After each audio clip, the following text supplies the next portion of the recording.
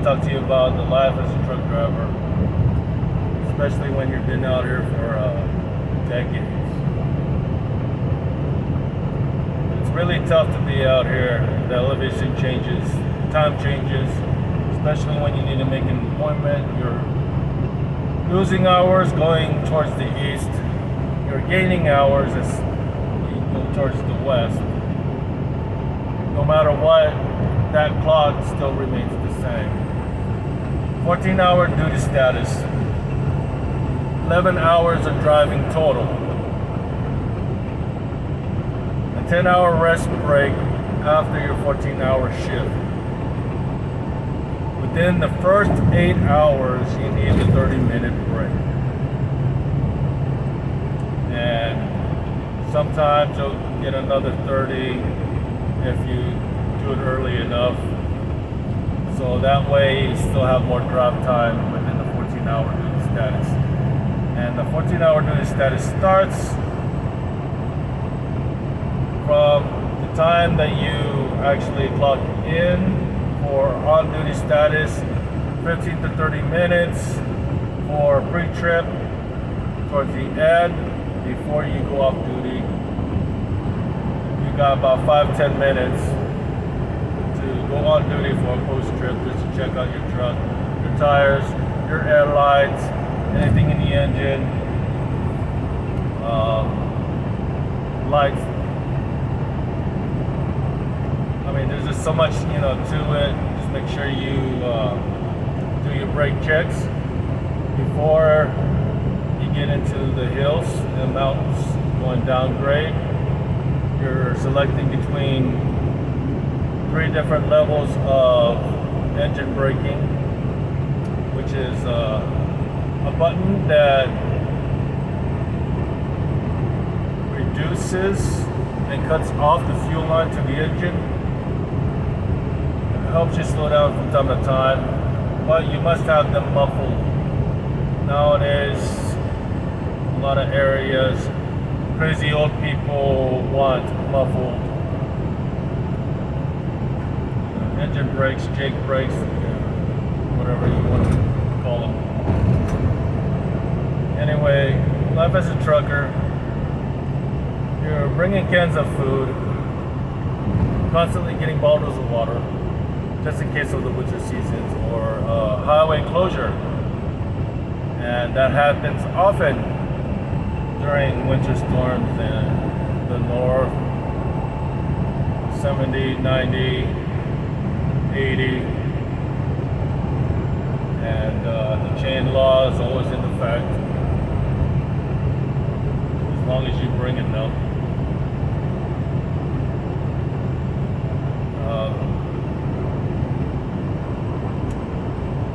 Wears out your body from the time. Now, I want to talk a little bit about the shippers, customers. You're picking up at so many different distribution centers. Sometimes, I'll give you an example. I no longer want to deliver to Pennsylvania, especially York. Nothing but sharp, narrow, thin streets. That's including San Francisco, Sacramento, California. Nothing but traffic and a lot of unappreciative citizens in that city. The more drivers you piss off, the more and more drivers will refuse to deliver to your cities, states, etc. Now, if it's hard to get into your dock or in your shipping facility, that's one of the other factors too, including law enforcement and DOT. I see so many four-wheeler drivers doing so many illegal things, smoking weed, they're doing this with the pipe, but yet they don't get pulled over for that. They just want to pick on the trucks. I don't know why. We're not rich, guys. We do have to make a living, and we do have families and so forth. some of us. Relationships don't last with me.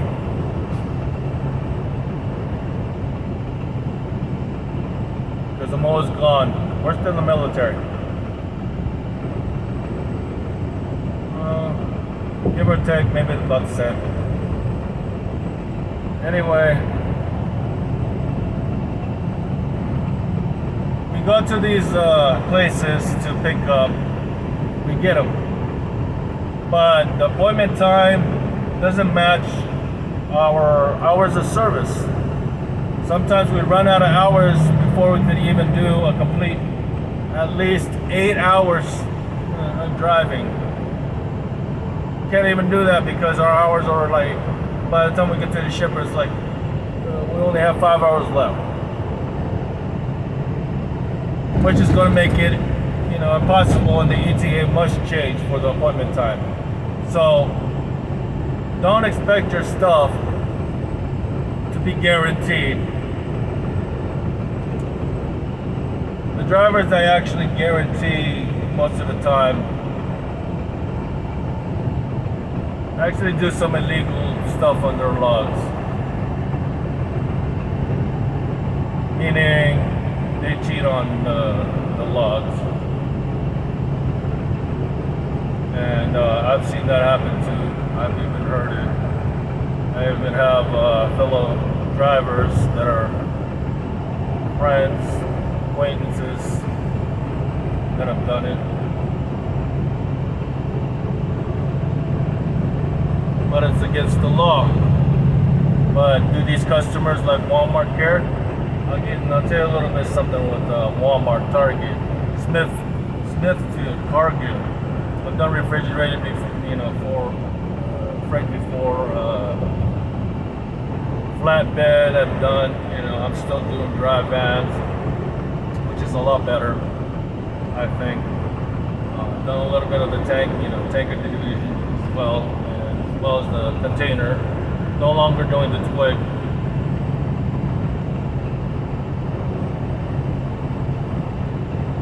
The thing with Walmart, and I hate to say this, is they make the appointment. They expect you to be there on time. Now, there are times that I've even gone to the gate. I couldn't even reach the gate because there's a long line at the security gate before you get to the security guard to check in.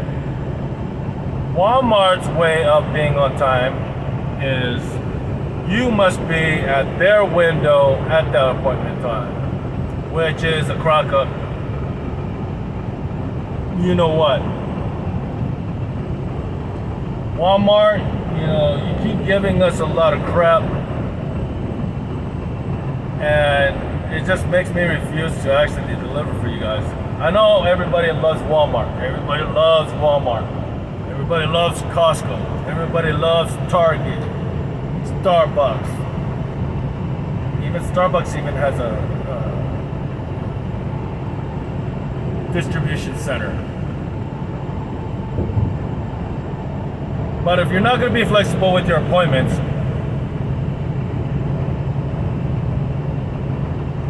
I don't know what to tell you. A lot more drivers. You're just going to have to hire some foreigners that will actually do it for less money, which is the reason why I don't do refrigerated anymore.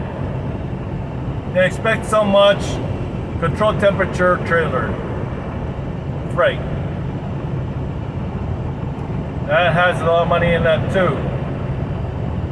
Except for the fact that you need to buy reefer fuel to actually start that Thermo King carrier, whatever you have, to operate that refrigerator temperature to go inside the trailer, for the recommended, whatever. Anyway, you have to monitor that too every single 2 hours, 2 to 4 hours. Yeah, 2 to 4 hours. I've monitored that thing and had to adjust it. There was times that it actually needed to restart. I needed to make sure there was reefer fuel all the time. But sometimes when you're dead zone or out in the middle of nowhere, where they don't have a truck stop, which a lot of these states, should have if they want us to deliver to their state or city.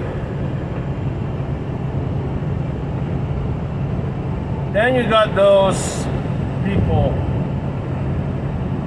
that, like Taylor Farms or Tyson, you want a trailer washout. You want it totally clean inside the trailer. That costs money too. Everything costs money. To buy permits, per border entry, way stations, different ones. Wyoming, New Mexico, Colorado, always wanting us to buy the permits. If you don't have your registrations for the truck, a portion. A portion meaning IRP. And that costs money. Tolls cost money if you want to actually take a shorter route. I avoid the tolls. So I add about 2-4 hours every time, my drive time. Just so I don't have to pay for that. But it's less fuel because you're on the major highways. So it's a give or take situation.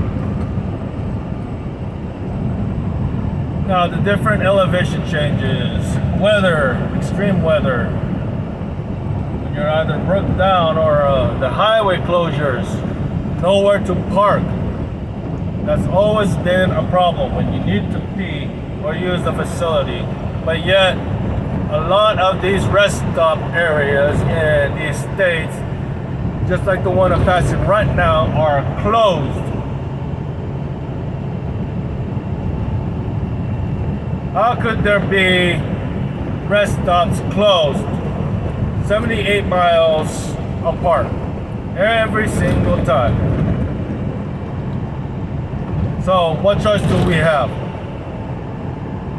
Yes, we go pee outside because it's an emergency. So screw you, highway patrol. You guys want to give us crap? We're not going to deliver your crap. More and more drivers that I talk to don't want to actually make this kind of video. They're kind of scared. Me, it don't matter to me. Because I could retire. This means, I won't be one of the ones that is really good at delivering your stuff. I'm not going to be out here anymore.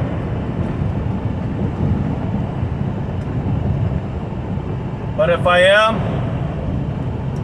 it's only because a select few that the broker will give me, I will deliver to. Because those shippers and some of those customers have really been good to me. From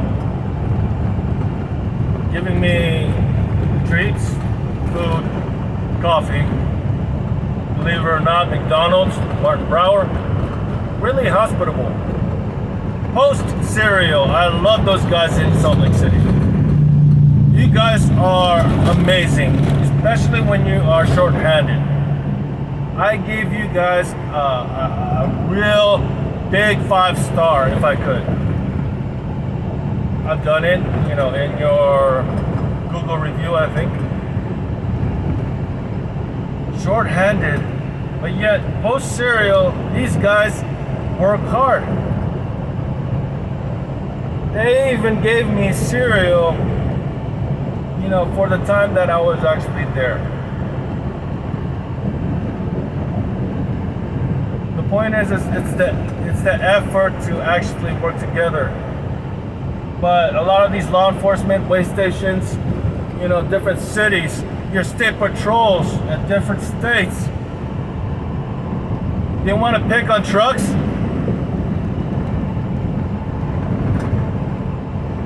I see a lot of those guys picking on a lot of trucks. Georgia, Tennessee. Why? Because of a four-wheeler complaining. About what? Really? We deliver your crap.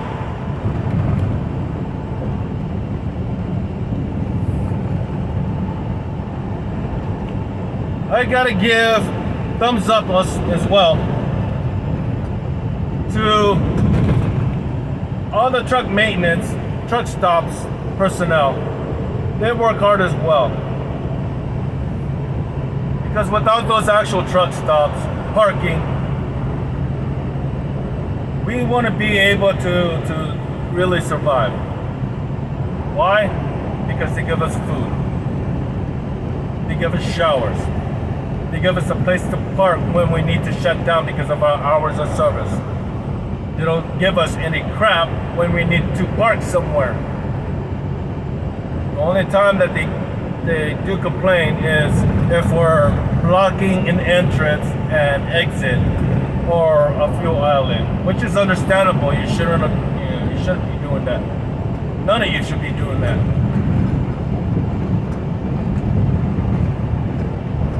I'm not being racist, but I really don't like a lot of you Algerian, Albanian guys.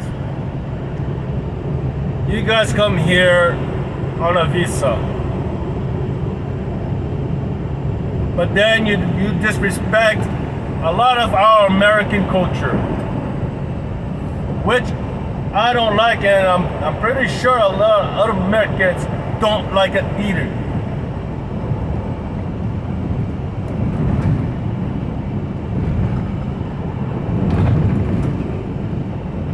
Sorry, I was gonna make it fun of you guys.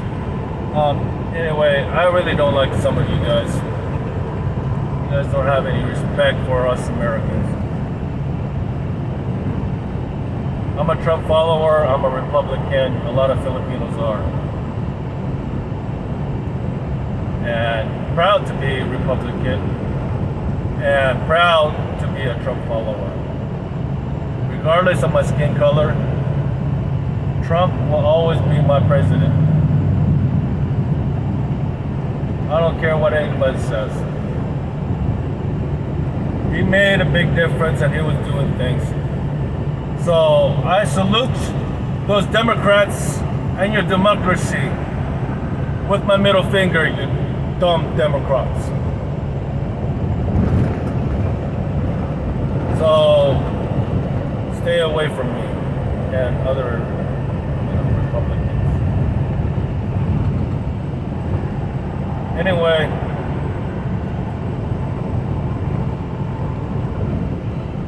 it's really tough being out here. We're already bringing your crap to your cities, to your state. We don't need crap from you too. A lot of drivers will cut us off. And that's another thing. Don't be using this, four-wheelers, to pretend that you're a truck driver with a Class A license. And I found that out because you didn't know what the hell we were talking about when we were talking about tandems and weight sizes, when it came to the trailer. And I see a lot of you guys with these pickup trucks going on the CB radio talking about going faster on a curb.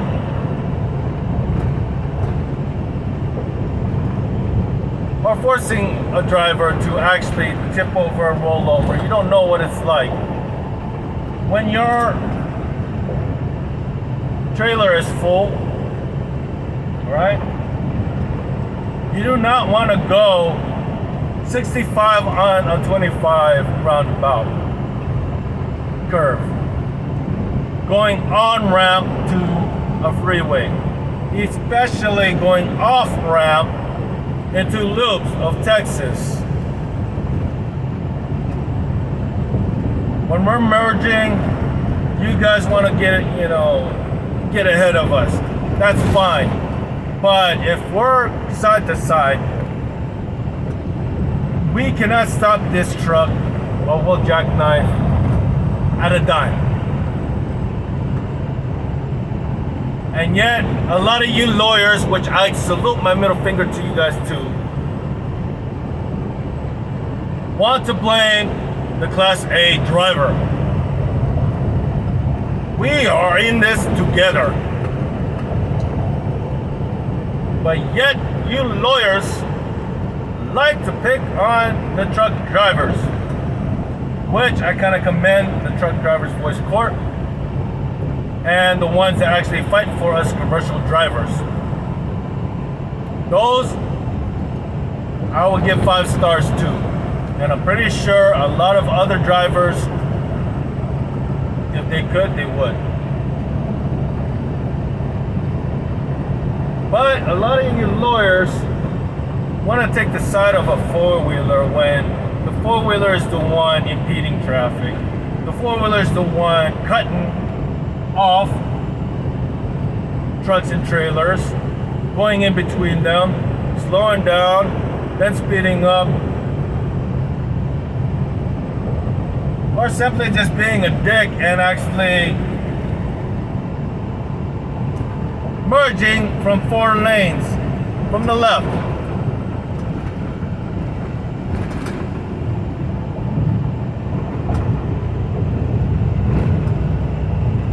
This is part of the stress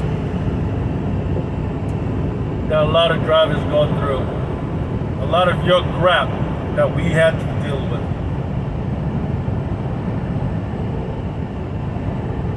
You piss off enough drivers, and a lot of those drivers won't even accept a load to even deliver to your city or state. I'll guarantee that.